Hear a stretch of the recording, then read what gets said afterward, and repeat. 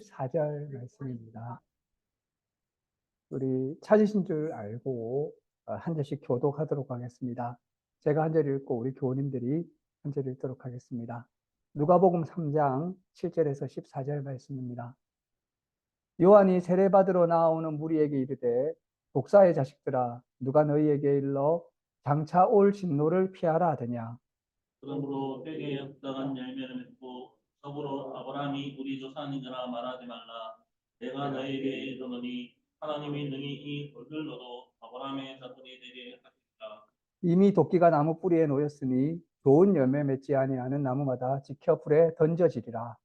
우리가 물어 이르되 그러면 우리가 무엇을 하리이까? 대답하여 이르되 옷 두 벌 있는 자는 옷 없는 자에게 나눠줄 것이요 먹을 것이 있는 자도 그렇게 할 것이니라 하고, 그들도 세를 받고자 하여 와서 이르되 선생이여 우리는 무엇을 하리이까 하매 이르되 부과된 것 외에는 거두지 말라 하고, 민들도 물어 이르되 우리는 무엇을 하리이까 하매 이르되 사람에게서 강탈하지 말며 거짓으로 고발하지 말고 받는 금료를 족한 줄로 알라 하니라. 아멘. 오늘 누가복음 3장 7절에서 14절 말씀으로 열매 맺는 나무라는 제목으로 함께 말씀을 나누고자 합니다. 오늘은 세례 요한의 선포에 대해서 함께 말씀을 나누고자 합니다. 이 세례 요한은 매우 중요한 인물입니다.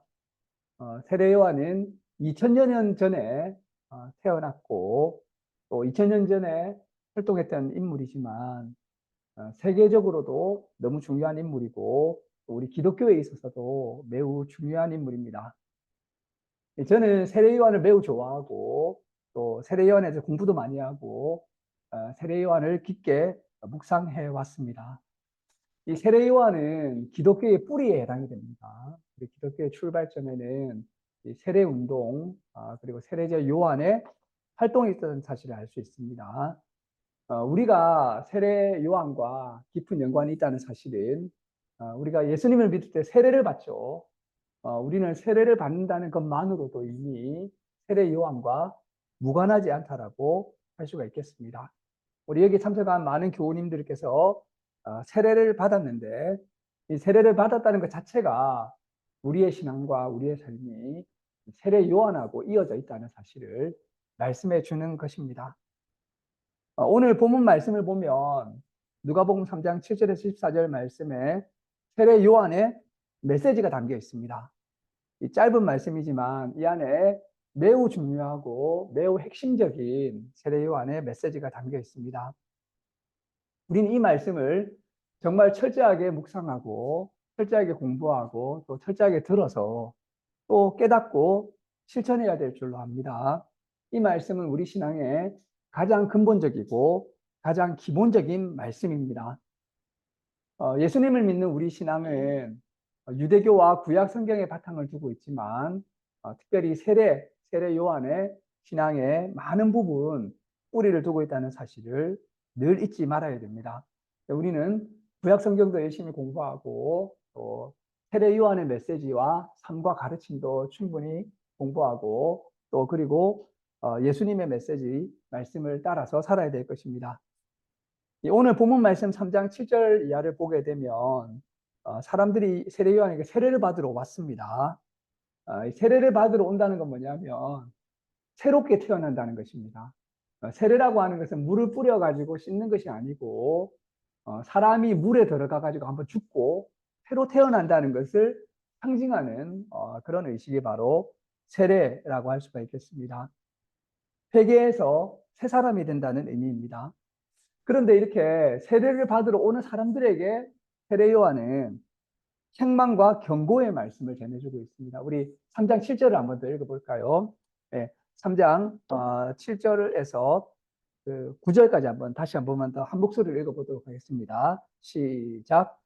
요한이 세례 받으러 나오는 무리에게 이르되 독사의 자식들아 누가 너희에게 일러 장차 올 진노를 피하라 하더냐. 그러므로 회개에 합당한 열매를 맺고 속으로 아브라함이 우리 조상이라고 말하지 말라. 내가 너희에게 이르노니 하나님이 능히 이 돌들로도 아브라함의 자손이 되게 하시리라. 이미 도끼가 나무 뿌리에 놓였으니 좋은 열매 맺지 아니하는 나무마다 찍혀 불에 던져지리라. 세례 요한은 임박한 진노를 선언한 예언자였습니다. 이 세례 요한의 메시지는 부드러운 말씀이 아니라 경고와 책망의 말씀이고 사람의 마음을 깨우고 각성시키는 포효와 같은 그런 말씀이었습니다. 세례 요한은 세례를 받으러 오는 사람에게 독사의 자식이라고 불렀습니다. 독사의 자식들아. 오늘날 교인들이 예배 드리러 이렇게 와서 설교를 들으러 앉아 있는데 목사님께서 설교를 하시면서 독사의 자식들아 이렇게 해버리면 어떻게 될까요? 교인들이 목사님 말씀 너무 거칠어 가지고 나 이제 교회를 못 다니겠다 이렇게 하면서 아마 교회 안 나올 수도 있겠죠. 그래서 이제 이런 독사의 자식이라고 찾아오는 사람에게 이야기하면서 하나님의 진노와 하나님의 경고 이런 말씀을 전하는 것은 참으로 강력한 선포라고 할 수 있겠습니다. 우리가 선불교라고 하는 종교를 보면 거기에 있는 조사가 갑자기 할 하고 소리를 친다든지 혹은 이제 갑자기 막 이렇게 몽둥이로 때린다든지 이렇게 하는 때를 보죠. 깨달음을 얻게 하기 위해서. 그런 정도는 아니지만 이 세례 요한의 이 독사의 자식들아라고 하는 이 말씀은 참으로 강한 경고의 말씀이고 하나님의 진노가 이제 너에게 임할 것이고 이런 이제 도끼가 나무 뿌리에 놓여 있다라고 하는 불에 던진다는 말씀은 세례 요한의 메시지가 참으로 두렵고 충격을 주는 그런 메시지였다는 사실 우리가 알 수 있을 것 같습니다. 철학자 가운데 공포의 발견술이라고 하는 것이 있습니다. 공포의 발견술. 이게 뭐냐면 사람에게 무언가를 일깨우기 위해서 희망을 주고 위로를 주는 것보다는 공포를 주어서 깨닫게 하는 그런 것을 공포의 발견술이라고 합니다. 그래서 구원의 예언을 줘서 사람을 희망을 가지게 하는 것보다는 불행의 예언을 해서 사람으로 하여금 깨닫게 하고자 하는 것을 공포의 발견술이라고 합니다. 예를 들어서 시험을 앞두고 있는 학생이 공부를 안 하고 있을 때 어떤 선생님은 가서 옆에서 그래 네가 이번에 공부를 좀 열심히 하자. 그러면 중간고사를 잘 칠 수 있을 거야. 이렇게 이야기도 할 수 있지만 또 선생님은 너는 지금 이렇게 하면 큰일 난다. 중간고사 다 망치게 돼서 큰일 난다. 이렇게 이야기할 수도 있는 거죠. 이렇게 이제 그 학생에게 네가 이대로 가다가는 큰 문제가 생기고 큰일이 난다라고 이렇게 이야기하는 것을 그렇게 해서 깨닫게 하는 것을 공포의 발견술이라고 할 수 있겠습니다. 세례 요한은 바로 이러한 하나님의 진노, 하나님의 분노 이런 하나님의 심판과 진노의 설교를 하면서 설교를 했던 부드러운 예언의 말씀보다는 하나님의 진노와 경고의 말씀을 하는 일종의 사이렌과 같은 그러한 설교자였다고 할 수가 있겠습니다. 특별히 세례 요한의 설교의 핵심에는 유대인들이 가지고 있는 안정감을 파괴했습니다. 유대인들은 어떻게 생각했냐면 나는 구원을 받을 수 있다. 왜? 아브라함의 자손이기 때문에. 아브라함의 자손은 아브라함의 복에 의해서 구원을 받는다고 생각을 했던 것입니다. 우리는 흔히 유대교가 율법의 종교라고 생각을 합니다. 율법의 종교인 건 맞죠. 하지만 유대교는 율법 이전에 하나님과 아브라함이 맺은 언약에 의해서 구원이 가능하다고 생각하는 은혜와 언약의 종교이기도 합니다. 유대인들은 이 아브라함의 언약의 힘을 어떻게 보면 율법보다 더 근본적으로 믿었다고 할 수가 있겠습니다. 그래서 우리들은 아브라함의 후손이기 때문에 우리들은 구원을 받을 수 있다고 생각한 것이 바로 이런 유대인들의 믿음이었습니다. 근데 세례 요한은 이런 안정감을 또 깨뜨린 것입니다. 유대인들이라도 회개하지 않고 좋은 열매를 맺지 않게 되면 회개에 합당한 열매를 맺지 않게 된다면 그러면 심판을 받게 된다고 말씀하고 있다는 것입니다.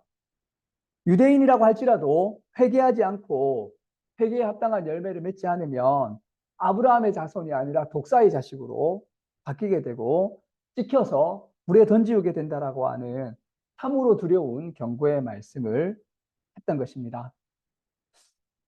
이 말씀은 오늘날 예수님을 믿고 교회를 다니는 우리에게도 큰 충격을 줍니다. 교회 다니고 예수 믿으면 다 천국 가는 것이 아닙니까? 예수 믿으면 다 구원을 받는 것이 아닙니까? 물론 맞습니다. 예수님을 믿으면 구원을 받습니다. 그런데 그 믿음은 참된 믿음이어야 한다는 것입니다. 이 참된 믿음에는 행위와 열매가 동반되어야 됩니다. 만일 우리 삶에 회개에 합당한 열매, 좋은 열매가 없다면 우리의 믿음은 의심스러운 것이고 우리도 심판을 받을까 두려워할 수 있다는 것입니다. 그런 면에서 이 세례 요한은 두려운 분입니다. 우리를 두렵게 하고 우리를 불편하게 하고 우리에게 무언가 마음이 편하지 않게 하는 그런 말씀을 전하는 분으로 여기에 나와 있습니다. 하지만 우리에게는 어쩌면 이러한 두려움과 불편함이 있어야 될 것입니다. 심지어 세례 요한은 돌로도 아브라함의 자손을 만들 수 있다고 했습니다. 세례 요한의 메시지를 통해서 우리는 거룩한 두려움, 거룩한 불편함, 거룩한 경비함을 가지게 됩니다. 어떻게 보면 세례 요한은 자신들에게 많은 사람이 와서 자신이 하는 일이 많아지는 것에만 신경을 쓰지 않았습니다. 오히려 참으로 회개하고 참으로 열매 맺는 그러한 신앙인들을 기대했던 것입니다. 이런 세례 요한의 메시지에 사람들은 너무나도 큰 충격을 받게 됩니다. 그래서 그러면 우리가 회개에 합당한 열매를 맺으면 어떻게 해야 됩니까? 라고 묻게 됩니다. 우리 한번 중요한 말씀 한 구절 또 더 찾아보도록 하겠습니다. 누가복음 3장 11절입니다. 같이 한 목소리를 읽도록 하겠습니다. 시작. 대답하여 이르되 옷 두 벌 있는 자는 옷 없는 자에게 나눠줄 것이요 먹을 것이 있는 자도 그렇게 할 것이니라 하고, 세례 요한의 메시지에 충격을 받은 사람이 무리가 이르러 그럼 우리가 무엇을 하리까 이렇게 이야기하는데 어떤 것이 좋은 열매인지 물은 것입니다. 세례 요한은 좋은 열매의 첫 번째로 나눔을 이야기하고 있습니다. 대답하여 이르되 옷 두 벌 있는 자는 옷 없는 자에게 나눠줄 것이요 먹을 것이 있는 자도 그렇게 할 것이니라 하고, 우리가 진정으로 회개했는가를 알 수 있는 좋은 지표는 바로 나눔입니다. 그래서 돈지갑이 회개해야지 진정으로 회개한 것이라는 말이 있습니다. 우리의 경제적인 지출을 보게 되면 우리가 회개했는가를 알 수 있습니다. 저는 이 11절이 정말로 중요한 말씀이라고 생각하고 늘 이 구절로 되돌아오게 됩니다. 근데 제가 저의 삶을 돌아보면 이 세례 요한의 기준은 내 옷의 절반, 내 먹을 것의 음식의 절반입니다. 절반의 기준이 있다는 거죠. 그래서 내 옷의 절반을 없는 자에게 나누어 주라. 내 음식의 절반을 없는 자에게 나누어 주라는 것입니다. 그런데 제가 절반을 나누지 못하고 있습니다. 제 삶을 돌아보면 나는 얼마나 나누고 있는가를 제가 이번에 말씀을 준비하면서 돌아보았는데 제가 절반은커녕 정말 많은 부분을 나누지 못하다는 사실을 알게 되었습니다. 그래서 이 말씀을 통해서 성경이 우리에게 말씀하시는 절반의 기준이 얼마나 턱없이 높은가를 우리가 참 깨닫게 됩니다. 이 세상에 우리가 많은 사람들이 있지만 또 우리나라에도 많은 교회와 교인이 있지만 누가 절반을 지금 나누고 살겠습니까? 우리 모든 교회가 이 세례 요한의 메시지에 정말 부끄러워하고 우리가 우리 자신을 돌아보고 새로운 마음 자세로 이 말씀을 다시금 다가가야 되리라고 생각이 됩니다. 이 말씀은 우리를 때리고 있습니다. 이 말씀은 우리를 도전하고 우리의 삶을 나누는 그러한 충격으로 다가오고 있습니다. 지난주 토요일에 저한테 전화가 한 통 왔습니다. 어릴 때부터 초등학교 때부터 친한 40년 친구죠. 교회도 같이 다니고. 네, 전화가 왔는데 어릴 때 저희가 이제 초등학교 때 교회 다닐 때 우리 초등학교 교회 선생님이 계셨어요. 근데 하나님 안에서 좋은 일을 하시느라고 결혼도 못 하시고 또 여러 가지 교회 일과 좋은 일들만 하시고 살아가시는 분이신데 이제 경제적으로 너무 어렵게 되셔가지고 홀로 이제 연세가 드시니까 그래서 이제 너무 고생을 많이 하시고 어렵고 힘들어서 이제 그 친구가 하는 말이 지금 정부에서 도와주는 작은 어떤 그런 그 곳으로 이사하기 위해서는 보증금 300만 원과 월세 10몇만 원 그 방으로 가야 되는데, 네가 좀 돈을 보태야겠다 이러는 거예요. 근데 마침 그 전에 제가 어디 돈을 다 썼습니다. 그래가지고 토요일 날 전화를 하고 할 때는, 아니 어떡하냐, 내가 지금 현재 당장 돈이 하나도 없다. 그래서 그건 뭐 어쩔 수 없지 이렇게 끊었는데, 제가 이렇게 넘어가서는 안 되겠다는 생각이 그 밤에 너무 많이 들어서, 그래서 이제 어쨌든 돈을 구할 수 있는 대로 구해서 월요일 날 일단 입금을 하고 그중에 전화를 했습니다. 내가 너한테 전화를 할 때는 내가 지금 형편이 안 돼서 없다고 했는데 도저히 안 될 것 같다. 그래서 내가 좀 이렇게 아침에 보냈다 이렇게 하니까, 근데 놀랍게도 우리 어릴 때 그분에게 이제 신앙을 배웠던 우리 친구들이 다 십시일반 돈을 모아가지고 그 돈을 초과했다는 겁니다, 이미. 그래서 이제 그걸 마련해 드리고, 또 그분의 또 이렇게 생활에 있어서도 도움을 드리게 되었다라고 하는 이야기를 듣게 되었습니다. 그래서 전화 통화를 하고 나서 어려운 시절이지만 나눔은 가능하다는 사실을 우리 친구들이 나누는 모습을 보고 알게 되었는데요. 이 본문으로 돌아와서 세례 요한이 말한 무리들에게 어떻게 말했냐면, 옷이 두 벌 있으면 한 벌을 나눠주라 한 거예요. 그러니까 이 말을 들은 사람도 부자가 아닌 겁니다. 그러니까 옷은 이분들에게는 두 벌 있는 거예요, 두 벌. 그러니까 이제 두 벌 옷이 있다는 말은 옷이 많은 사람들이 아니고 두 벌 있는 것이죠. 그리고 음식도 그렇게 하라는 말은 무엇입니까? 풍족한 중에 나누는 것이 아니라, 풍족한 중에 나누는 것이 아니라 조금이라도 있는 사람이 없는 자에게 나누어 주는 이 나눔의 정신이야말로 세례 요한이 말했던 회개의 정신이고 회개에 합당한 열매이고 바로 참된 열매라고 할 수가 있다는 것입니다. 그래서 우리가 없는 자에게 나누어 줄 것이요라고 하는 이 메시지가 참으로 신앙의 근본적이라고 할 수가 있겠습니다. 야고보서를 보면 야고보 사도도 이렇게 말씀하고 있습니다. 하나님 아버지 앞에서 정결하고 더러움이 없는 경건은 곧 고아와 과부를 그 환난 중에 돌보고 또 자기를 지켜 새 속에 물들지 아니하는 그것입니다. 이런 것이 열매이고 이런 것이 경건이라고 말씀하고 있는 것입니다. 세례 요한의 메시지는 개인에게도 중요하지만 교회적으로도 중요한 말씀입니다. 12년 전에 우리 예수교회가 처음 설립될 때 저희가 교회 재정의 절반을 가난한 자들에게 나누어 주자라고 이야기를 하고, 작은 돈이지만 저희가 나누는 삶을 살았는데 어느 순간부터 현실에 부딪혀서 저희가 나누지 못하고 그래 지냈습니다. 뭐 다른 데 들어가는 돈은 다 줄여도 됩니다. 목사님께 뭐 교통비를 주는 것도 줄여도 되고 없애도 됩니다. 그러나 이러한 부분에 있어서는 정말 저희가 또 가급적이면 세례 요한의 이 기준에 도달하기 위해서 나누는 방향으로 나아가는 것이 중요하다고 생각이 됩니다. 위드 교회도 나눔에 힘쓰는 교회를 알고 있습니다. 이 지역에서 정말 귀한 나눔의 사역을 감당하는 교회라고 알고 있습니다. 우리 신앙의 뿌리에 이러한 나눔의 열매를 강조하는 말씀이 있기에 저희는 이러한 나눔의 사역을 계속하는 교회로 나아가야 될 것입니다. 이 가진 것의 절반을 없는 자들에게 나누어 준다라고 하는 도달하기 너무나 힘든 이 표준, 이 기준을 정해 주었습니다. 근데 여기에 도달하지 못할 때 또 다른 삶의 열매에 대해서 세례 요한은 말씀하고 있습니다. 세례 요한은 세리와 군인들에게는 또 다른 말씀을 전해 주었습니다. 무리들에 관한 다른 말씀을.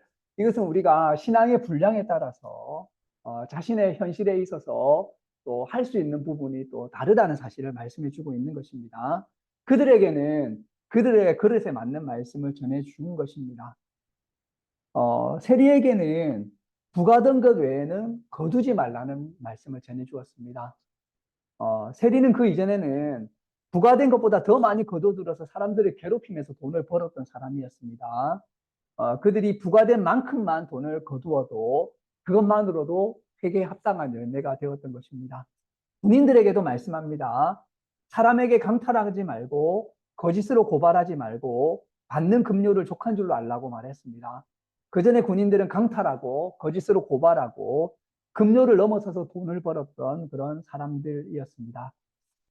이분들이 이 정도만 바뀌어도 그것은 바로 회개에 합당한 열매였습니다. 새로운 사람이 되고 새롭게 살아가는 사람이 되고 바로 새롭게 태어나는 사람이 되는 그러한 회개에 합당한 삶의 변화, 열매를 맺어가는 사람이었습니다. 하나님을 경외하고 참된 신앙 생활을 하려는 사람들, 회개하는 사람들에게는 이러한 삶의 변화가 나타나게 됩니다. 신앙의 성장, 믿음 안에서의 자람, 그래서 열매를 맺는다는 것, 이런 것은 삶의 모습에 있어서 이러한 풍성한 열매를 맺는 것을 의미합니다. 네, 결론적으로 말씀을 드리고자 합니다. 우리는 세례 요한의 삶과 신앙과 메시지를 깊게 묵상하면서 살아갑시다.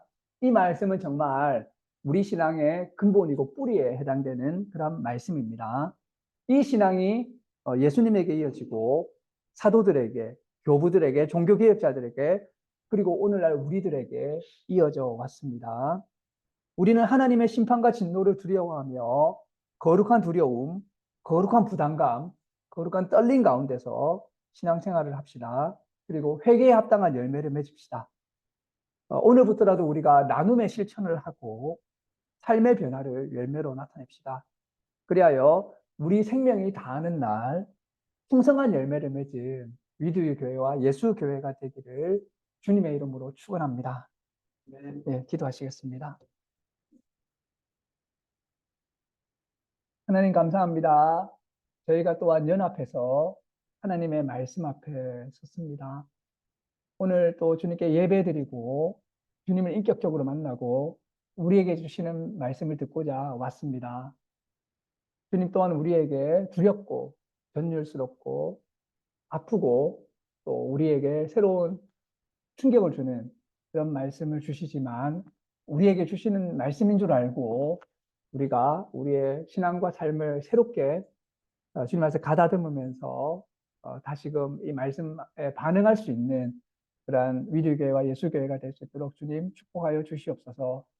우리도 회개에 합당한 열매를 삶으로 맺으며 살아가게 하시고 또 나눔의 삶을 살게 하시고 또 우리의 삶에 구체적인 변화의 모습이 나타나서 하나님이 원하시는 그러한 삶의 변화를 열매로 맺어내는 열매 맺는 나무와 같은 그러한 교회들이 될 수 있도록 그러한 개인이 될 수 있도록 주님 우리의 마음을 새롭게 하여 주시옵소서. 모든 것을 주님께 의탁드리며 감사드리며 예수님의 이름으로 기도드립니다.